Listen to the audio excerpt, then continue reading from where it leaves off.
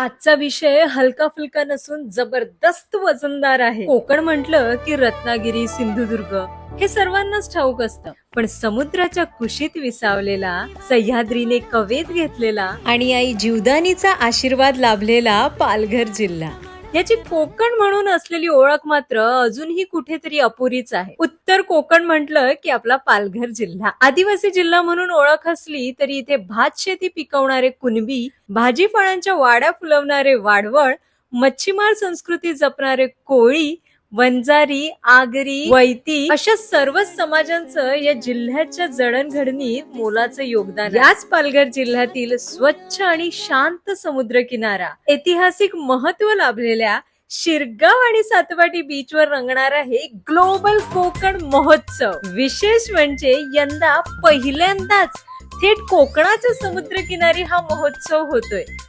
महाराष्ट्रातील हा पहिलाच भव्य सागरी महोत्सव असेल.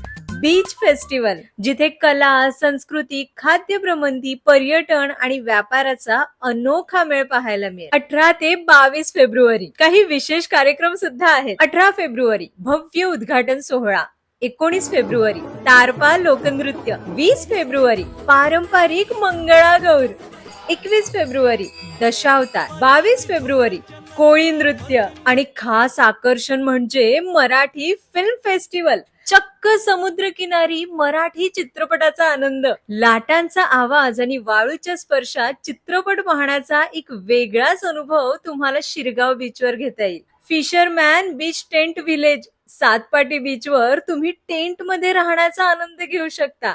आपल्या मित्र परिवारासोबत बीच टेंट स्टे एन्जॉय करायला विसरू नका. आणि हो, हे कसं विसरणार, महानाट्य राजा रयतेचा शिवजन्म ते शिवराज्याभिषेक सोहळ्याचा हा थरार या महोत्सवाचे प्रमुख आकर्षण ठरेल, ज्याची आपण सर्वजण आतुरतेने वाट पाहतोय. असे विविध वस्तूंचे आणि खवय्यांसाठी खाद्य पदार्थांचे असंख्य स्टॉल इथे असणार आहे. व्हिडिओ पाहूनच उत्सुकता शिगेला पोहोचलीये. मग प्रत्यक्ष महोत्सवात किती मजा येईल. मग येताय ना 18 ते 22 February global Konkan festival Palghar. Video फटाफट शेअर करा, म्हणजे कसं प्लॅन बनवायला इझी होईल ना.